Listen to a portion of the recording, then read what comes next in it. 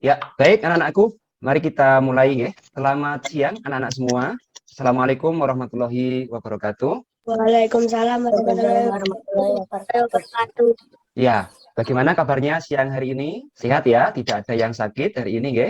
Baik anak-anakku, mari sebelum kita memulai pelajaran, kita terlebih dulu berdoa ya, agar nanti dalam pelajarannya mulai dari awal sampai akhir nanti dapat berjalan dengan baik, menghasilkan ilmu yang akan berguna bagi anak-anak semuanya. Doa dipimpin oleh Lindan, ya. Monggo Lindan untuk memimpin doanya.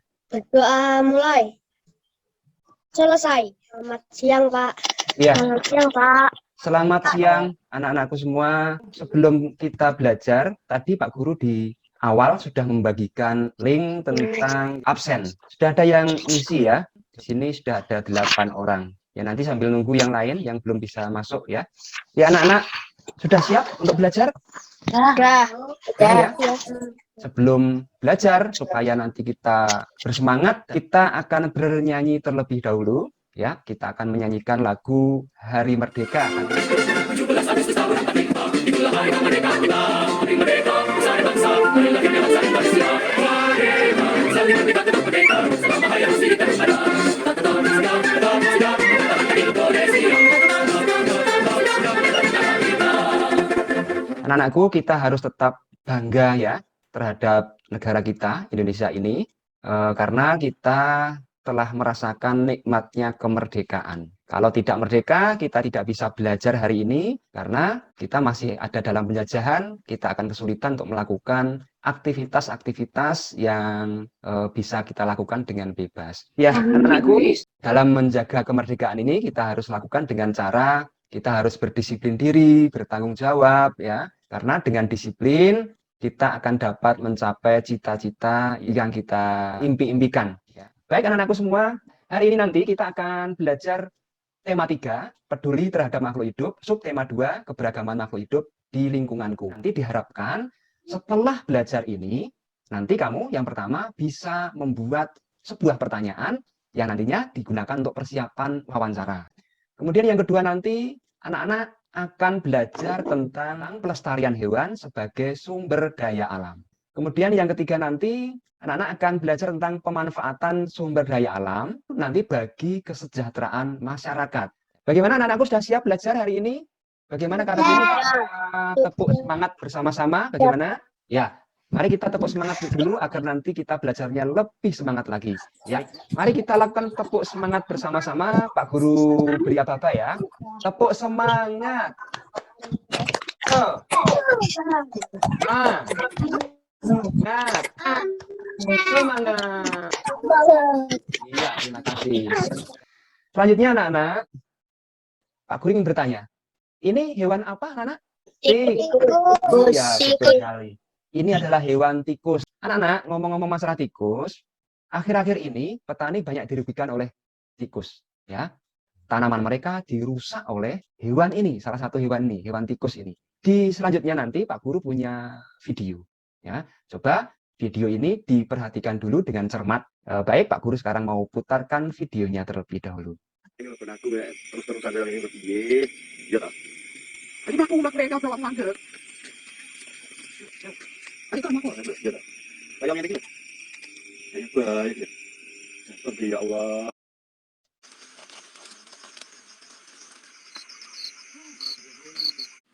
Miris lor, inilah hasil tanaman petani.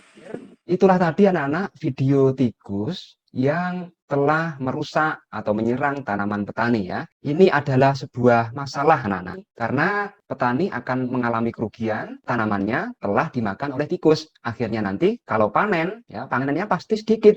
Nah, berdasarkan video seperti itu tadi, tentunya anak-anak akan berpikir, ingin mengetahui masalah yang terjadi seperti dalam video tadi. Nah, karena kalian ingin mengetahuinya, maka untuk mengetahui sesuatu, kalian harus bertanya. Nah, sekarang berikan contoh pertanyaan mengenai hal yang ingin kamu ketahui tentang serangan hama tikus tadi. Yang pertama, anak-anak perlu menggunakan yang namanya kata tanya. Di sini ada beberapa kata tanya, apa, kemudian di mana, ada lagi mengapa, Kemudian lagi bagaimana. Coba, siapa yang ingin membuat kalimat tanya berdasarkan serangan hama tikus tadi? Silahkan raise hand terlebih dahulu. Oh iya, Lindan. Coba Lindan. Apa akibat serangan hama tikus? Apa Akibat akibat serangan hama hama tikus. tikus? Iya, betul sekali. Kemudian satu lagi bagaimana? Saya, Pak. Oh, Gandung. Ayo Gandung. Bagaimana cara mengatasi hama tikus? Nah, bisa.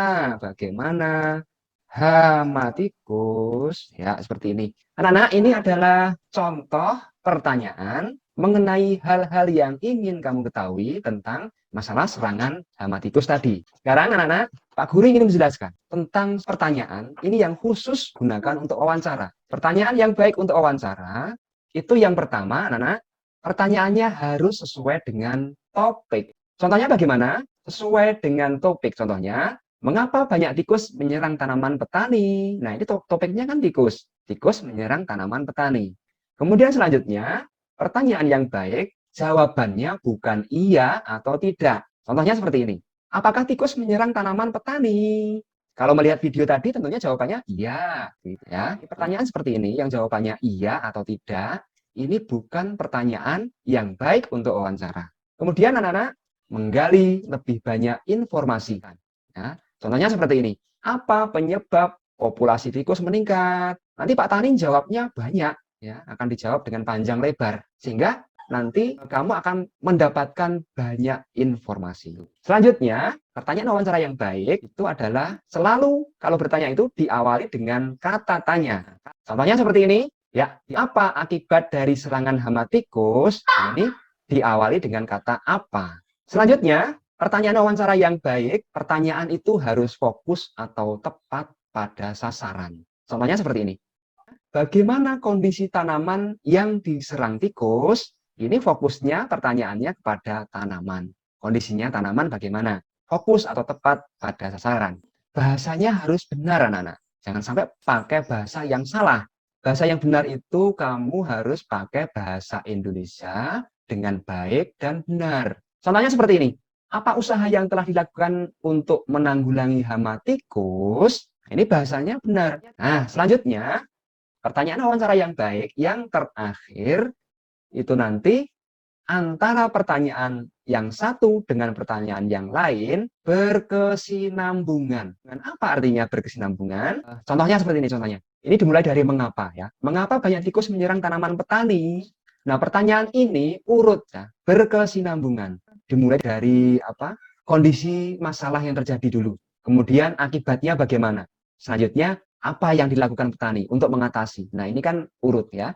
Ya, baik anak-anak, setelah kalian mengetahui pertanyaan wawancara yang baik, nah, kita sekarang mau berlatih membuat pertanyaan. Buatlah 3 pertanyaan berdasarkan ciri-ciri pertanyaan wawancara yang baik mengenai serangan hama tikus pada tanaman petani sesuai dalam video tadi ya. Daftar pertanyaan itu nanti harus memuat hal-hal berikut. Yang pertama, penyebab jumlah tikus meningkat. Coba sekarang diperhatikan. Nah, ini ada 5 pertanyaan. Yang pertama resen siapa ini? Lindan. Iya, Lindan. Apa yang dilakukan petani saat diserang hama tikus? Apa yang dilakukan petani saat diserang hama tikus? Saya, Tadi siapa resen? Ya, Yasinta resen. Ayo Yasinta. Bagaimana cara petani mengatasi hama tikus? Ya, bisa. Seperti inilah cara untuk berwawancara. Kalian harus menyiapkan pertanyaan-pertanyaan seperti ini. Nah, baik, sekarang kita lanjutkan anak-anak. Pak Guru sekarang ini punya gambar anak-anak. Kira-kira ini gambar apa anak-anak? Burung hantu. Ya, ini adalah burung hantu. Ini kemudian gambar yang kedua, perhatikan. Gambar apa anak-anak? Kucing. Gambar Kucing. kucing. Selanjutnya anak-anak, ini gambar apa? Elang. Apa ini? Ini adalah gambar burung elang. Selanjutnya Pak Guru punya gambar lagi. Ayo, ini gambar apa anak-anak? Ular. Gambar apa?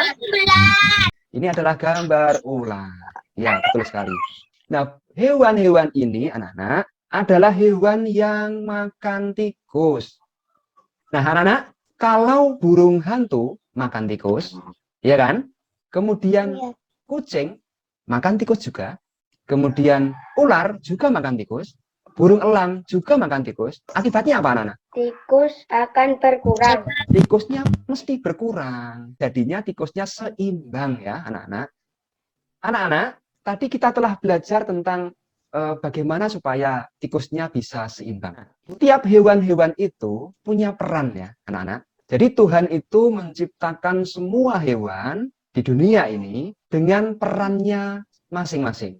Nah, sekarang anak-anak coba berikan contoh hewan dan perannya bagi keseimbangan alam. Septi, Septi, yuk, Septi. Apa hewannya, Septi? Katak Katak. memakan nyamuk. Oh, katak memakan nyamuk. Boleh. Apa, Risya? Kupu-kupu Kupu-kupu. Betul sekali. Apa kupu-kupu fungsi perannya? membantu penyerbukan. Iya, kupu-kupu itu membantu penyerbukan.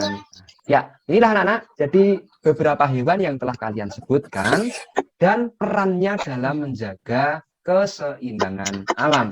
Nah, kita lanjutkan. Keberadaan hewan tadi ini jika tidak dilestarikan ya anak-anak, itu nanti akan berakibat buruk bagi kehidupan manusia. Ya. Sekarang anak-anak, di sini Pak Guru punya gambar, ini namanya poster. Nah, posternya Pak Guru ini adalah poster tentang burung hantu. Coba kita analisa. Perhatikan, dalam poster ini hewannya hewan apa anak-anak? Burung hantu. Ya, burung hantu. Apa manfaat hewan tersebut? Mengendalikan jumlah tikus. Kemudian tujuan dibuat poster ini untuk apa anak-anak? Untuk menyelamatkan keberadaan burung hantu. Nah selanjutnya anak-anak, kamu juga bisa ikut berperan untuk menjaga kelestarian hewan. Caranya bagaimana? Caranya kamu merancang sebuah poster. Kamu pilih salah satu jenis hewan yang kamu sukai. Upaya-upaya untuk menjaga kelestarian hewan tersebut. Ya, ini. Jadi kamu bisa merancang sebuah poster. Nah ini adalah 3 hal yang kamu nanti bisa buat. Setelah jadi seperti ini, baru kamu nanti bisa membuat poster. Ya. Tapi ini baru kamu rancang dulu ya. Bentuknya posternya seperti ini. Ya anak-anak, selanjutnya perhatikan hewan-hewan ini anak-anak. Semua hewan dan manfaatnya yang kita pelajari tadi, itu disebut sumber daya alam hayati. Ya. Sumber daya alam hayati itu adalah sumber daya alam yang berasal dari makhluk hidup. Jadi sumber daya alam hayati itu ada 2, anak-anak. Ada yang hewan, ada tumbuhan. Sumber daya alam ini dimanfaatkan untuk segala kebutuhan manusia. Jadi kebutuhan manusia itu semuanya bersumber dari sumber daya alam hayati ini. Ya, jadi harus benar-benar dijaga keseimbangannya, jangan sampai dirusak. Nah, anak-anak, sekarang sumber daya alam hayati yang sudah Pak Guru jelaskan tadi, ada hewan, ada tumbuhan. Kamu sebutkan ya. Siapa ini? Lindan ya, Lindan lagi. Apa Lindan? Sapi. Oh, iya, sapi. Diambil dagingnya. Ya, diambil dagingnya. Putra, Putra. Iya, Pak Putra. Pohon jati. Oh, boleh. Pohon jati. Buat rumah.